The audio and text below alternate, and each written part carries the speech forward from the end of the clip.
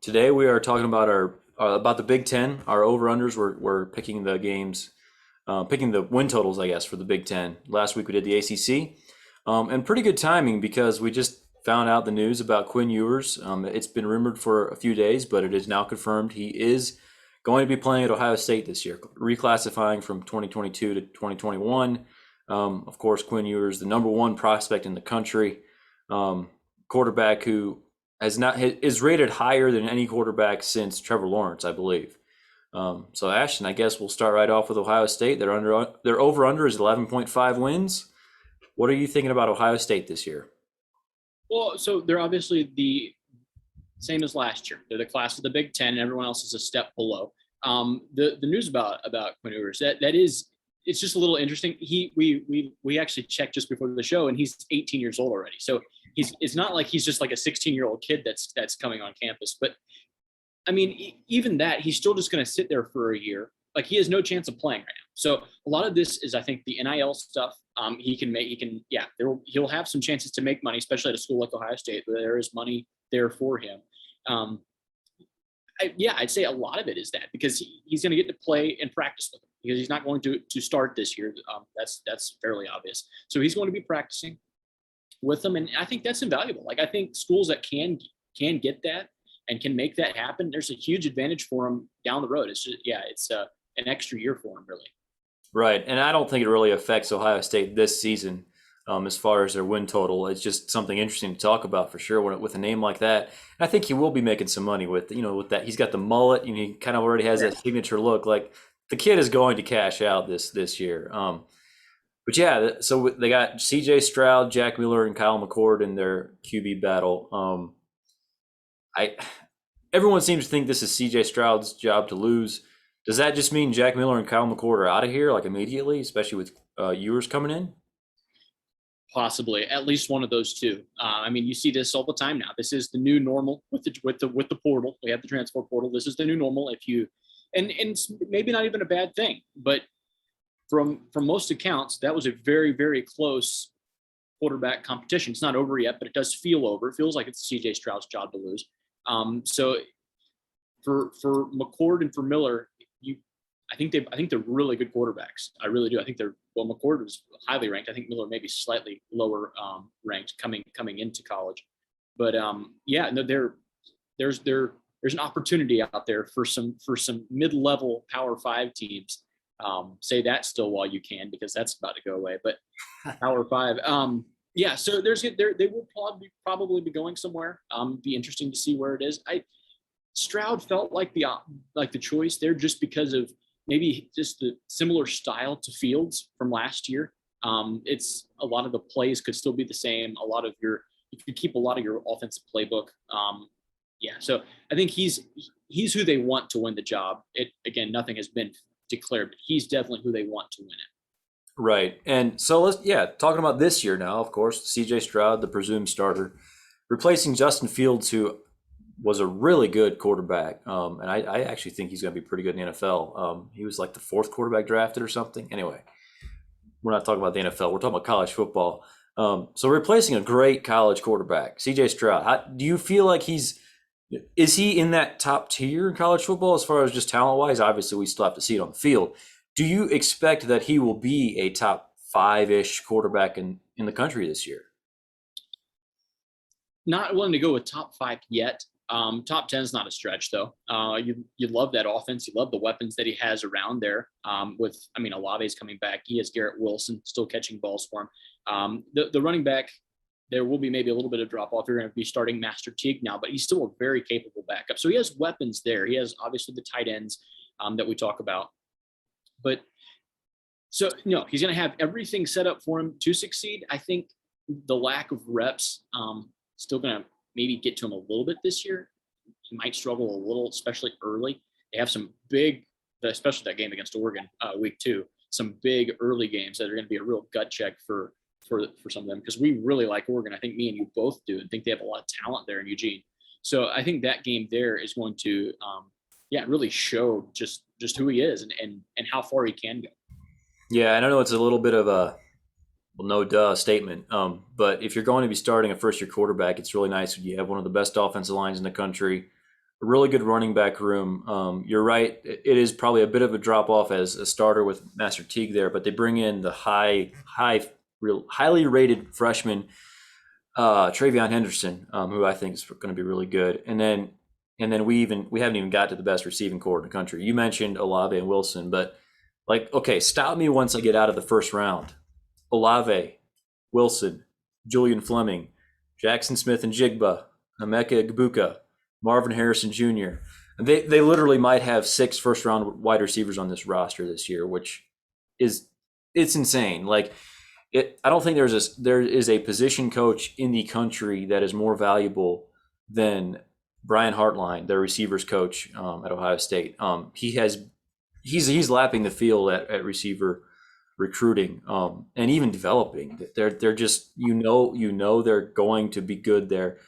Stroud has weapons out the wazoo. They're going to have an explosive, even efficient offense. I really do believe um, it might not matter if Stroud is actually legitimately a top 5 quarterback. Personally, I would say that he will probably have top 5 quarterback production, even if he's not actually one of the top 5 quarterbacks in the country this year.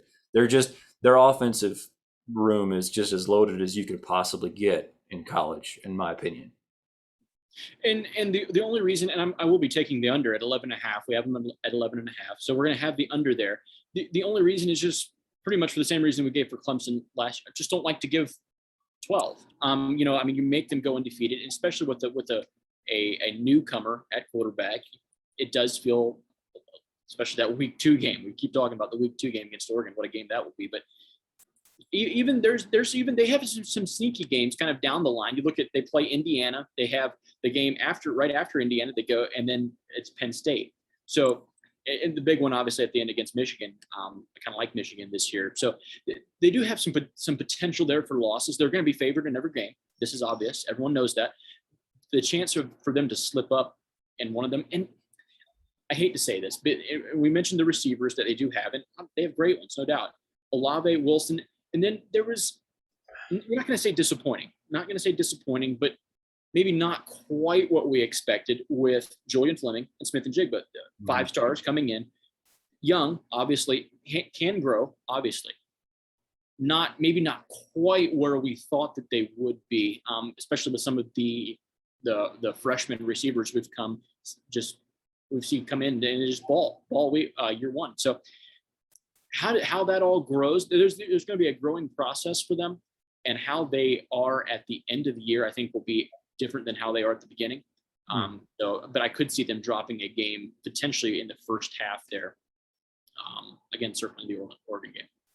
Yeah, I do think it is fair to say some of the recent receivers we've had in college football that broke out as true freshmen, I feel like they almost make it like they create unfair expectations for these highly ranked players. Yeah, and you mentioned Fleming and Smith and Jigba that were highly ranked 5 stars, and as true freshmen contributed some, but maybe not to the extent some people thought they might. Obviously, you have Olave, you have Garrett Wilson, Jeremy Rucker. We haven't even mentioned him. Really good tight end. How is it fair they also have like a top 10 tight end in the country? I don't know. But anyway, that's beside the point. I do think that there's too much talent in that room for them I guarantee you at least 3 of those 6 will turn out. I'm not worried at all about their production in the receiver room. But anyway, defense. Now that was maybe the question last year. Defensive line, they do have some good players coming back. Haskell Garrett, Zach Harrison, Tyreek Smith, bringing in Jack Sawyer and JT Tuimoloau. I think I might have said that right. I'm not sure. But 2 5-star freshman defensive ends. Crazy talent along the defensive line. They did lose 4 linebackers to the NFL, and the secondary was really the main issue last year. Savin Banks is the known quantity, good cornerback. But I'm not sure they have any other known quantities in the secondary or at linebacker. The rest of the back 7 is very unproven. Lots of talent, obviously. We're talking about Ohio State here, but can they actually produce? Are you worried at all about the back 7? I'm not, but they should be. I'm not a huge believer in Kerry Combs. Okay, so there is the level that can win you a Big Ten championship, and then there is the level that will win you playoff games. And you have to defend Alabama. Like, you have to defend the likes of Alabama, where they have Devontae Smith and Jalen Waddle, two top 10 talents, and you have to defend both. Now, again, you hate to go too hard on the cornerback Ward last year, and not going to say that this is addition by subtraction. He was beat so badly, almost every play. Like, whenever they threw, whenever they looked his way, he was not close. He wasn't close. So you do wonder. Talented kid. All these kids are talented. You mentioned Seven Banks. They have some other ones. There's talent there that we don't even really know yet. They're not household names yet, that are really talented ball players. There's no doubt. The talent is there, and they're going to out-talent the rest of the Big Ten and win the Big Ten championship again this year. But you do wonder, yes, it is going to be an issue when you later on, postseason. The defensive front, no problems there. We've seen that. They're fine there. They're going to be very good in the front seven. You do wonder about the secondary, though. Yeah, and I think there is a definite difference between when we're talking about their win total, which is 11.5 for the regular season, and what they could actually be in the playoff and or championship after that. It's almost like a completely different discussion. Both with them and Clemson, who both of these schools just are running through their conferences at this point, and it feels like their season doesn't truly start until the playoff. And I'm going to, for the second week in a row, I'm going to do something that smart bettors don't do, and I'm going to take the over on an 11.5 line. I am picking Ohio State to go undefeated in the regular season. So far in 2 seasons, Ryan Day has not lost a regular season game. I think I'm probably just going to go ahead and keep picking him to go undefeated until he actually loses a regular season game. Not predicting them to win the national title. I'm just a little bit too concerned about the secondary and even the linebacking core. Obviously, the talent is there. I'm just not sure that there's a lot of question marks here. I'm not sure that all of them will be answered positively. We've talked about Kerry Coombs a few times in this podcast. If they had Marcus Freeman instead of Kerry Coombs, I'd probably be picking them to win the national title. I mean, seriously. As it is, I am picking them to go 12-0, win the Big Ten title game. I believe they'll be 13-0 going to the playoff. And man, after that, who knows? I don't feel very. I feel like none of the top 5 teams in the country this year really stand out from the rest of the top 5. And so Ohio State absolutely could win the national title this year. They absolutely could. I'm not comfortable picking it right now, but I am taking the over here, realizing it's probably not the smart bet, just from what you normally would do as a smart bettor. And just to clear one thing up before we go back to Ohio State, I want to make one thing clear. That was Sean Wade, not Denzel Ward, not to be confused with the other Ohio State. I knew who you meant. just to clarify there, I meant Sean Wade. But no, and no disrespect to him at all. A very talented ball player, just maybe wasn't put in a position to succeed, especially when you're going against Devontae Smith, who had probably the greatest receiving season that I've ever seen in my lifetime. So, but yeah, no, to your point, there with the top 5 teams in the country, it does feel pretty clear. It's Alabama, it's Clemson, it's Georgia, it's Oklahoma, and it's Ohio State. It feels like it's those 5.